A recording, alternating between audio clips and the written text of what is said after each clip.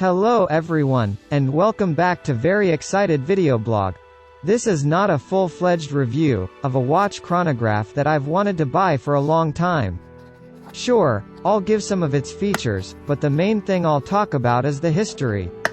I don't know about you, but I buy watches because of their history. This is the best reissue of the Saint 19 movement that was originally created for the Seagull 1963 watch.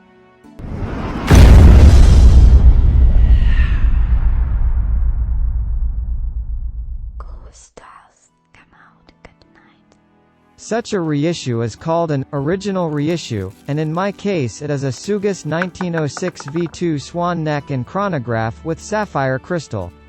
The watch is with a manual winding movement.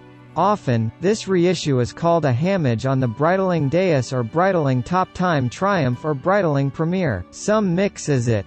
This is because of the coloring of the watch and the movement used in the Breitling and Sugess as the Venus 175 family. Alright, so let me break it down for you in a more chill way.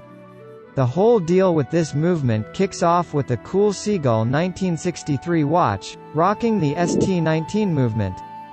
Picture this. Back in the 1960s in Switzerland, you've got three big players in the chronograph movement game: Luminous, Valjoux, and Venus. Now, Venus was the mastermind behind the popular caliber 175 column wheel chronograph movement, making waves in the 1940s and 50s. Competition was tight, and Venus needed cash to cook up some new movements. So, they thought about selling their Cal .175 machinery and designs to the Soviet Union, but those guys already had their hands on the Strela chronograph movement, basically a knockoff of Venus's Cal .150, and weren't interested.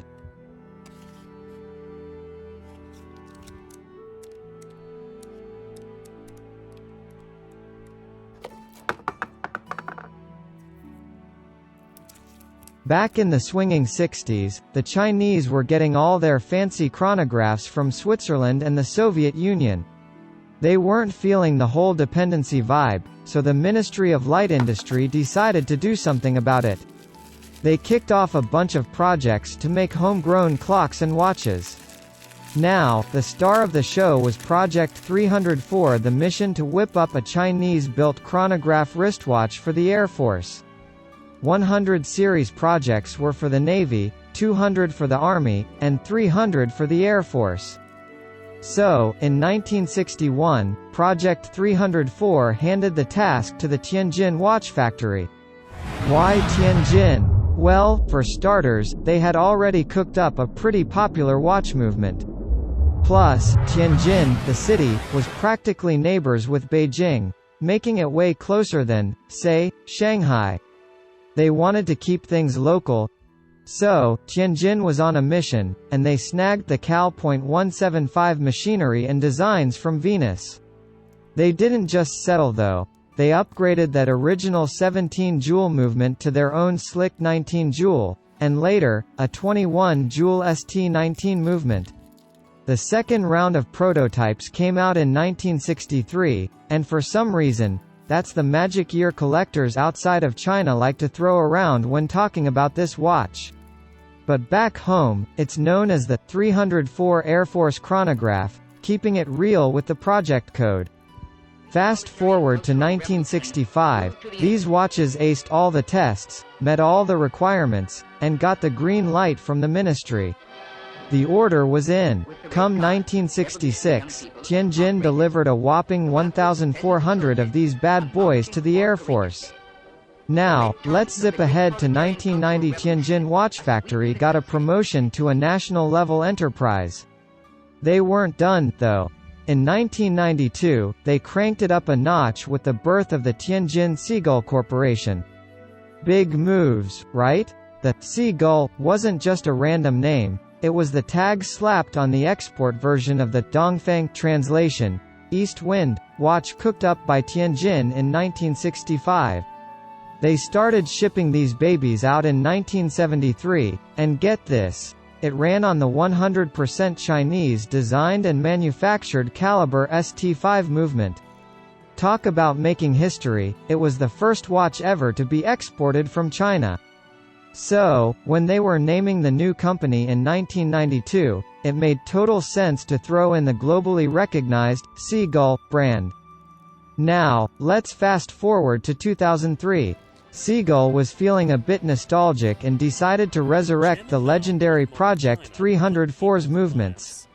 By 2005, they had the first batch of commemorative aviation watches back in action, bringing back the classics. Now, let's shift gears and check out the modern twist on Project 304, or as it goes by these days, the ST19 movement from Seagull. Since the reissue of the 1963 watch, this movement has been turning heads and building up a fanbase in the watch community. It's basically a Venus 175 with a few upgrades in the mix. Some folks out there are throwing shade, calling the ST19 a ripoff of the Venus 175. Seagull went all out and bought everything from the Venus company, the machines, blueprints, the whole shebang used to produce the Venus 175. So, in a nutshell, it's the Venus 175, just rocking the "made in China." Now, let's tackle the "made in China" stereotype. I get it, some folks hear those words and think, meh, poor quality. But hold up, China is killing it in the modern watch game. They're top-notch in crafting watch cases and, honestly, just making great watches. I've seen China-made timepieces in the $500 to $1,000 range that can outshine Swiss-made ones in the $2,000 ballpark. That's all for today. The best way to say thank you to the author is to share the video with your friends. Hope to see you next time.